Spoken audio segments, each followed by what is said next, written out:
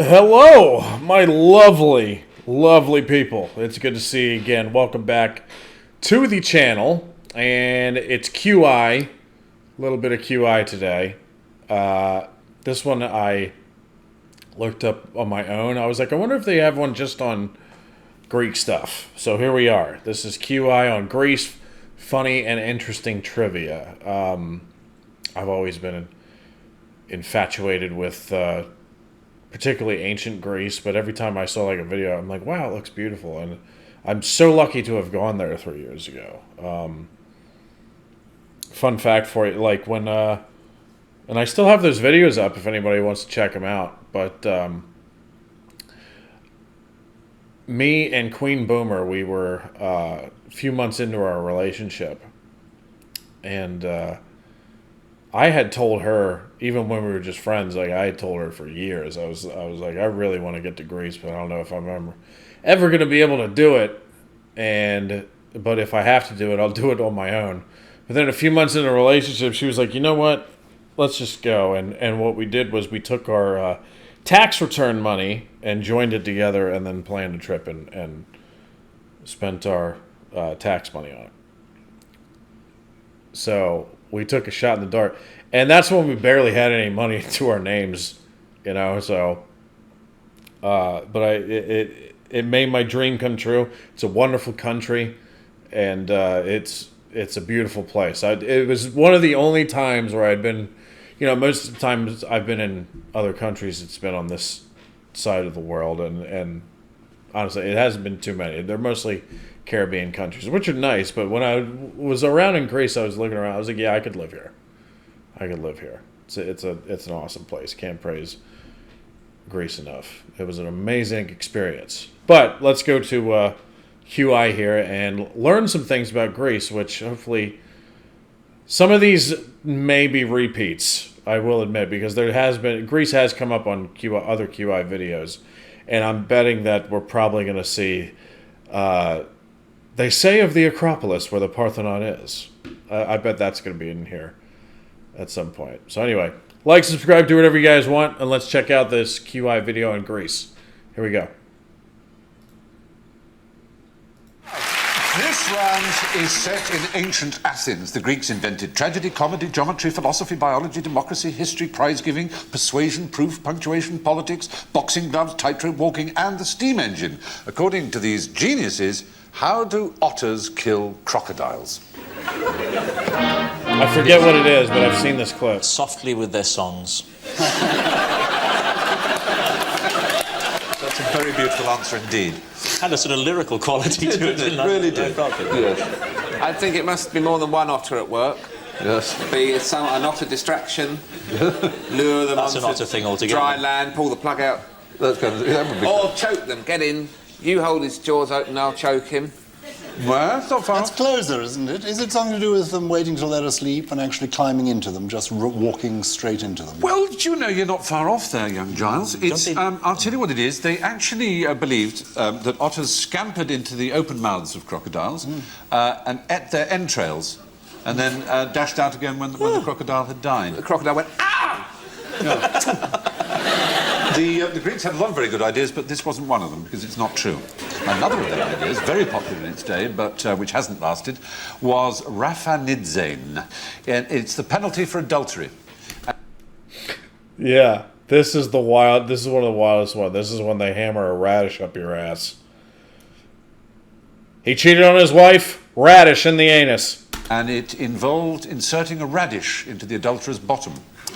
Radishes were a lot longer, wider, and pointier in those days and were hammered home with a mallet. Raphanidzein is therefore a verb meaning to insert a radish into the fundament. You know, radish is a meat. I don't know if I mentioned that or not. To insert meat into the fundament, there is another word for that. You don't need a special word for that.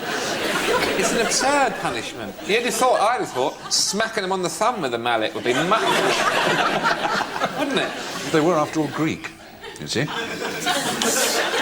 They didn't really mind homosexuality, though, did they? They very much relished it. No. They certainly knew a thing or two about man-on-man action. Did the ancient Greeks use blackberries for? Tarts, pies, and occasionally a nice salad. What did they use blackberries for? I have no idea. That's let's find out. To do with health or beauty? It is to do with health, not really beauty. I think we'd be pushing it, but health. They used to push them up their backside. Yes. Comfort them from the radish. When the radish came in, the blackberries would cushion the blow. It's sort of almost true because they used it as a specific against piles. And I dare say having a few radishes hammered up, you would probably induce piles. Now, 1 in 10 ancient Athenians did it regularly until the Macedonians put a stop to it in 322 BC. What am I Democracy. I've seen this one too. They're not doing it there, incidentally, in That's that not a picture clue. behind. They That pay was their when the utilities Macedonians bills said by enough. direct debit.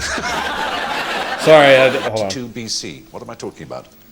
They're not doing it there, incidentally, That's in not a that picture clue. behind. They pay their utilities bills by direct debit. Would you recommend the direct debit route? It takes the hassle out of it, Does Stephen. it? It does the hassle out of it. You can't put a price on peace of mind.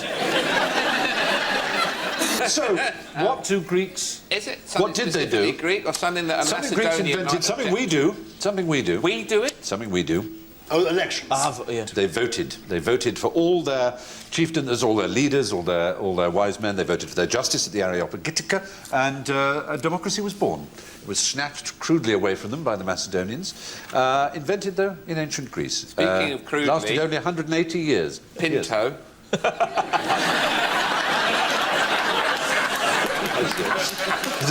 The Greeks regarded small testicles as rather artistic. I'm a man out of his time. You get 5 points for being British.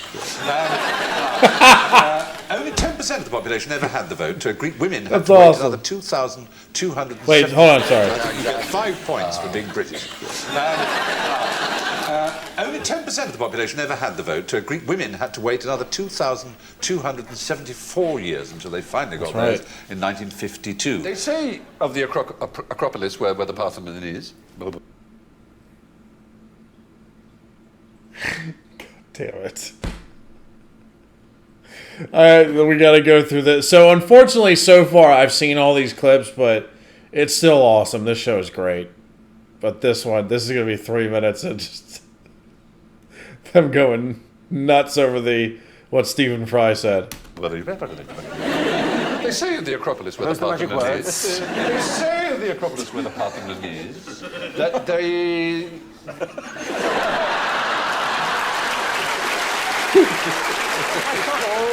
It turns out they didn't say anything at all. I think it might They say of the Acropolis where the Parthenon is. Everyone! They say of the Acropolis where the Parthenon is. They say of the Acropolis where the Parthenon is. They say of the Acropolis where the Parthenon is. Fight! Bloody hell, Stephen. This better be good. I don't think I remember that. After all that, he said, "Oh, Stephen, this better be good."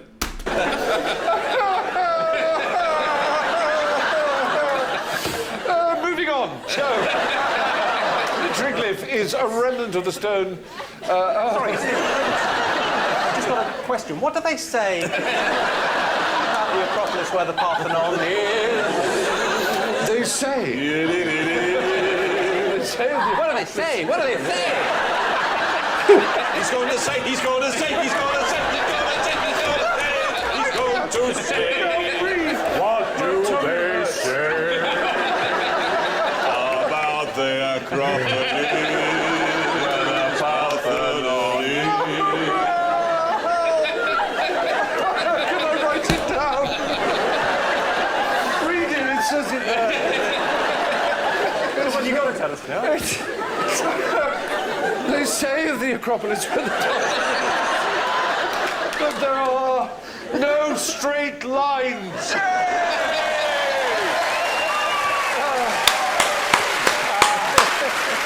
Damn, that hurt.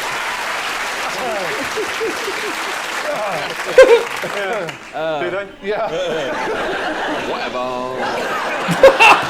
Now, what should you do if you see a Spartan with a smart new hairdo? A Spartan with a smart new hairdo? Wait, hold on. Did I? Yeah. Whatever. Now, what should you do if you see a Spartan with a smart new hairdo? I think he said smart new hairdo. But why would he be smart? I probably heard that wrong. Spartans in their hair, the full-fledged Spartan citizen, male citizens, they would wear their hair very long.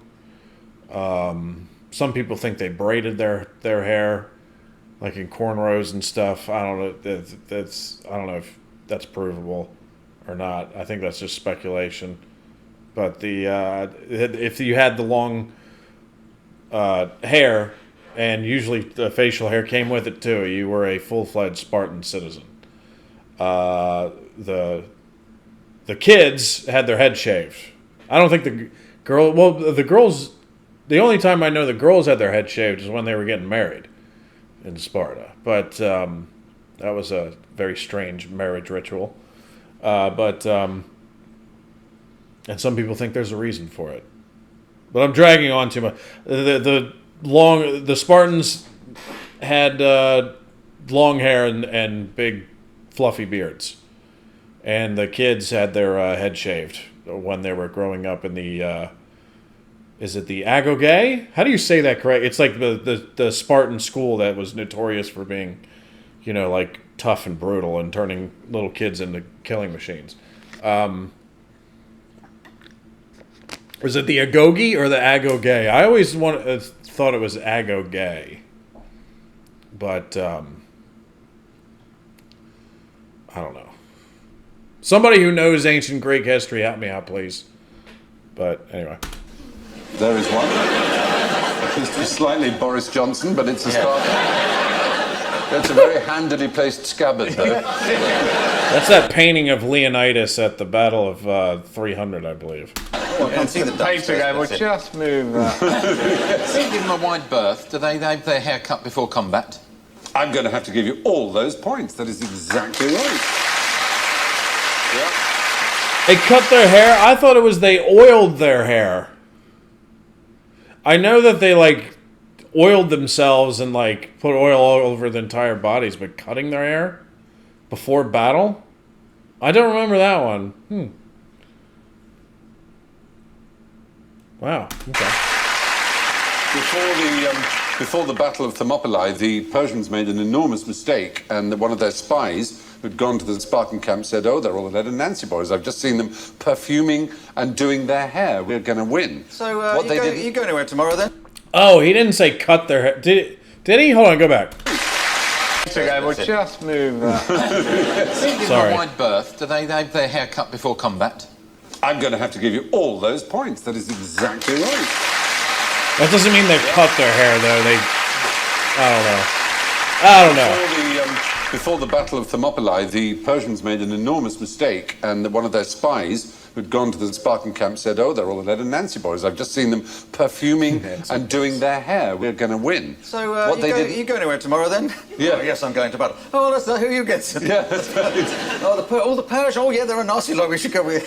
What they Is that over Thermopylae? I'm not supposed to know. Oh, I wouldn't tell anybody.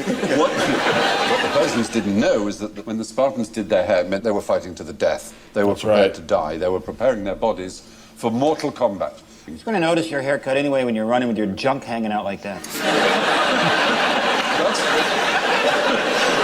I've jumped before, but And that's another thing. They were head to toe just covered in armor in those days. They probably weighed like 80 pounds. But it's not like that 300 movie where they all look like professional wrestlers and they're all shirtless. They all had armor from head to toe, man. Put on some pants before you go into battle. some fighting pants, Yeah. the best fighting pants. What else do we know about the Spartans? They're really good in that film, 300. Very erotic. Yes. Camp, actually. Very camp. Oddly enough, it could have been camper because in the actual historical fact, those 300 Spartans were accompanied by 700 thespians. That's crazy to me. That movie is almost 20 years old now. I'm getting so old. I don't like it. I really am becoming a fucking boomer. And I don't like it. Oh, really? Yeah. Let's do the show here! Exactly. Lovely boy, lovely boy. You waste of space, what is you? And all that. But Dog got a greyhound. Dog got a greyhound.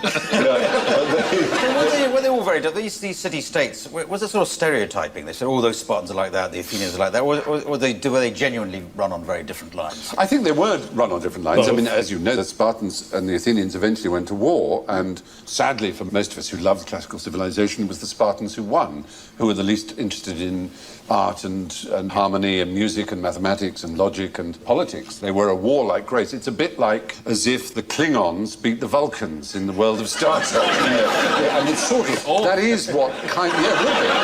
And that's basically what Star Trek is kind of based on. It's unthinkable, Stephen. I know, can you imagine such a thing? Here's the thing. Stephen is clearly taking a side in that one. You know, you could, they were, the Athenians were bad too. They get a much better rep because, you know, they were the democracy and the Spartans were the oligarchs. But I mean, they had an empire and there were tons of city-states, especially in the Aegean, that were subjugated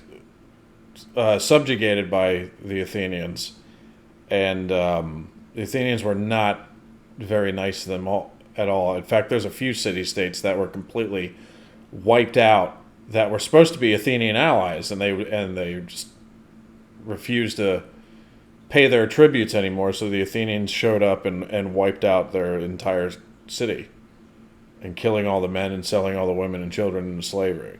So Athens is not. Stephen's presenting it like wow, I'm having an issue with Stephen Fry here. Stephen Fry's presenting it like the Athenians were the good guys and the Spartans were the bad guys, and it's like any war in history. It's other than probably World War II. It's a lot more nuanced and there's a lot more going on. So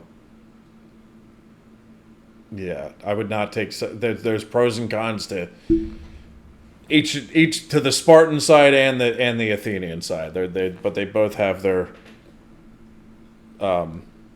major issues. Anyway, sorry for the rant. Daleks? Yeah. Yeah. Warrior people. Or Britain beating France or something? Yes. Do you know the word laconic? I don't know, is it from Star Trek?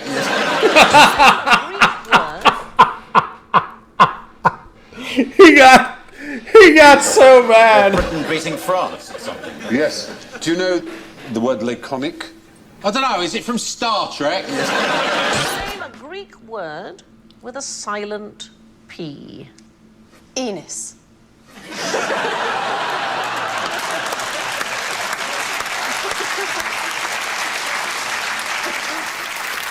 Do you mean as in pterodactyl? That's a good guess. But why are you being klaxony? Is that not Greek in origin? It is Greek in origin. So it has a silent P because we don't pronounce the P. Well, I'm just trying to think of the other words, like psalm and philosophy and...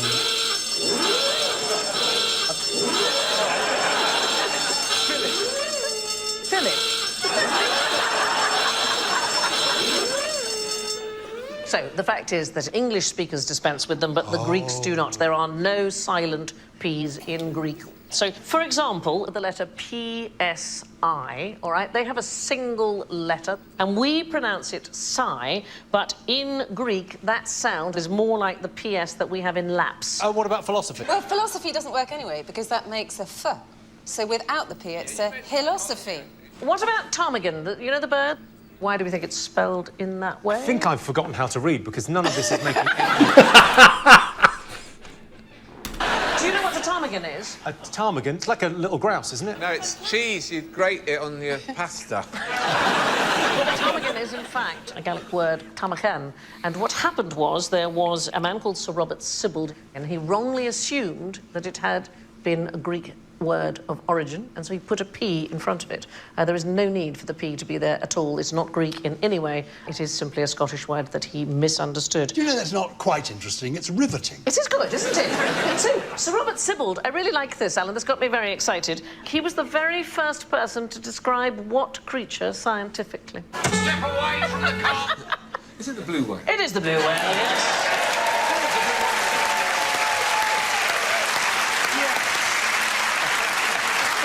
Nice job. One of them got stranded in the Firth of Forth in 1692, and it was known for a very long time as Sibbald's Rorqual. So he got the ptarmigan wrong, but he did get the blue whale right, so I think that's pretty good. The silent P's were all pronounced until the preposterous English purged them. How many Spartans died at the Battle of Thermopylae? Oh.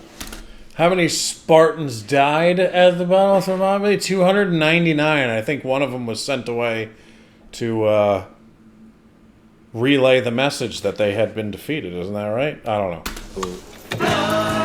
This could be 300. Well, I saw a documentary about this. Yep. And I'm pretty sure it's definitely 300. The film is called 300? Is there not a thing that one... Because there weren't just Spartans there. Sparta! There were... That is how it's pronounced. There weren't just Spartans there. There were other... But I think one of the Spartans sound... There was nasty. a narrow coastal pass that was defended just by Spartans, 300 of them, plus their king, played by Gerard Butler, who was... Spartan! Called... The 301st? His name was... He was the 301st. Leonidas, if you prefer. Leonidas. He's now got a chain of chocolate shops. I was brought up to call him Leonidas, but Leonidas seems to be the way now. I don't know. Who knows? But Leonidas or Leonidas, thank you. He defended a narrow coastal pass, and so they're 301. Only 299 Spartans died, though, so it leaves 2 who didn't. Leonidas did. 2 survived because they never took part. Mike and Bernie win. Sorry, I missed that. And so they're 300. So it was 2 because he's counting Leonidas as 300. So he's making it 301. Okay, because that does make that makes sense. I didn't know it was 2 that got away though. I knew the 1 was like sent away to relay the message. 1. Only 299 Spartans died, though, so it leaves 2 who didn't. Leonidas did. 2 survived because they never took part. Mike and Bernie Winters. A lot of nudity going on, which was a very Spartan thing. Yeah. Oh, he's got this sword. The couple by the tree seemed very fond of each other, one's grasping the nipple of the other. Their swords casually laid against so them. much effort and not put your pants on. I know. Again with the Something pants. about the one of the ones that they were ashamed. They were desperately ashamed. One called rather wonderfully pan-titties. It's a bit like... Do you mean pantitis? There was an MP who was introduced to Churchill whose name was Bossum, and Churchill said neither one thing nor the other. But anyway, Pan-titties or Pant-titties or whatever he was, Pantites, went off to deliver a diplomatic message, apparently, in embassy, and he hanged himself from shame when he got back and saw that he was the only survivor. In fact, he wasn't the only survivor, because Eurytus couldn't fight because of an eye infection. The Spartans have taken all the credit for the winning of the Battle of Thermopylae, but it was very much a combined effort with the Athenians, who were their allies at the time. Herodotus, known as the father of history, who was born 4 years after the battle, I've been to that statue. Source, and he estimated the Greeks numbered about 5,000. He was born 4 years after it happened. Yeah, but he's the best we can do. Yeah, I'm afraid well, so. that's all right then. No one else wrote. That's no one better else. than a lot of ancient history. The father of history, what's he called? Herodotus. Herodotus. Because it must have been a lot easier when he was around. I'm not having a go at him. No, it's a very fair But less point. things had happened back then. Fewer things. Yes. I think. Someone would tell you that. Common usage. Play common usage cards. Stephen Fry went full Stannis Baratheon on that one. I like being back at school. It's unbelievable. Apparently you can say less or if you want to now. Yeah. Apparently you can just say what you like these days. Yeah. Apparently that's You can the new literally thing. say less if you want. Apparently you're not allowed to scream idiot at people. What was the point in getting an education at all? I know how to use the apostrophe. Apparently now it doesn't matter.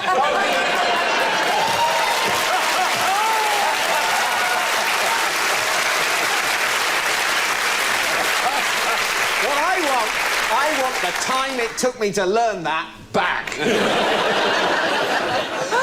less bothered about this, or fewer bothered. You need to be fewer bothered about this kind of thing. Just let it go. Be fewer upset. Oh, good stuff, man. QI on Greece. It was all ancient stuff. I would have liked to have actually mixed in some different history periods in there, or just done like modern stuff. You know? Although I must admit, I find the ancient Greece the most exciting and interesting period of Greece's history for many reasons. But yeah, good stuff. The first like 5 minutes was stuff that I had seen before, but the rest of it was mostly new. So that was good. I was worried after 5 minutes. I was like, man, I've probably seen every one of these, so this was probably a bad choice. But hopefully you guys enjoyed the reaction. Hopefully you learned something. I certainly did. I learned something every time I watch these QI videos, which is why they're so much fun. And the banter between the panelists is always fantastic and very, very British. The comedy I've come to grow and love. So much love to you guys, and I will see you again soon. Have a great day. Stay safe. Peace out.